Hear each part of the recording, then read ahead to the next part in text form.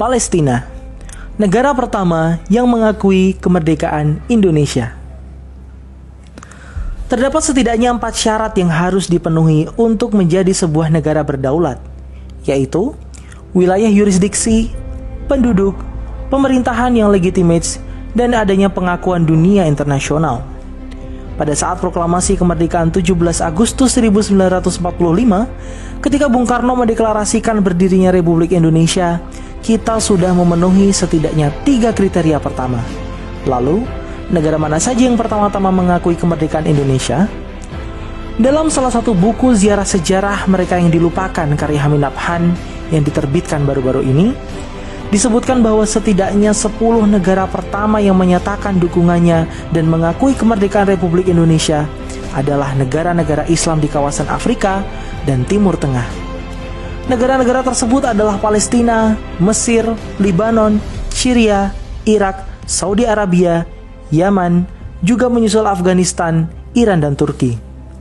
Dikisahkan oleh Hamid Nabhan, pada tanggal 17 Agustus 1945, bangsa Indonesia memproklamasikan kemerdekaannya, tapi dunia internasional belum ada yang mengakui kemerdekaan tersebut.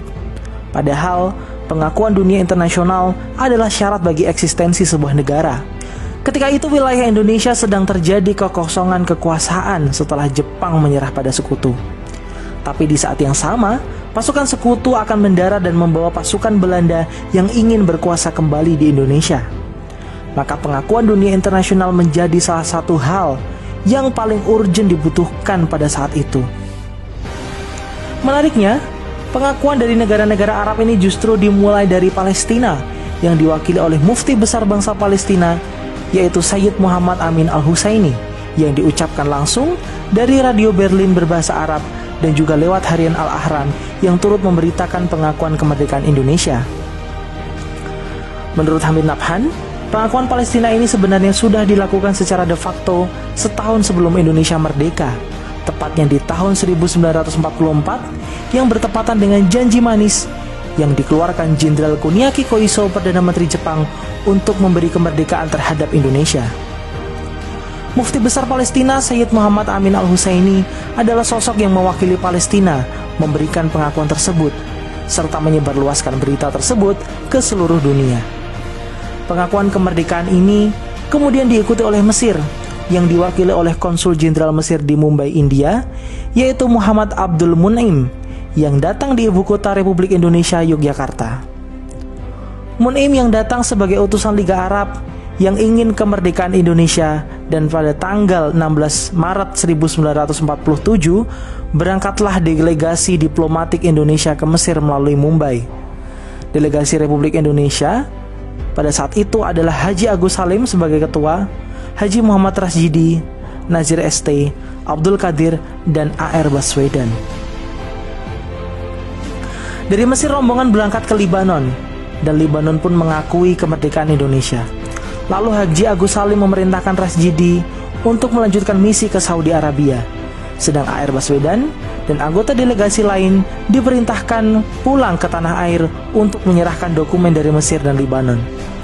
Rasjidi berangkat ke Saudi menemui Raja Abdul Aziz Al Saud dan mendapat simpati serta sambutan yang luar biasa dari kerajaan Saudi Arabia.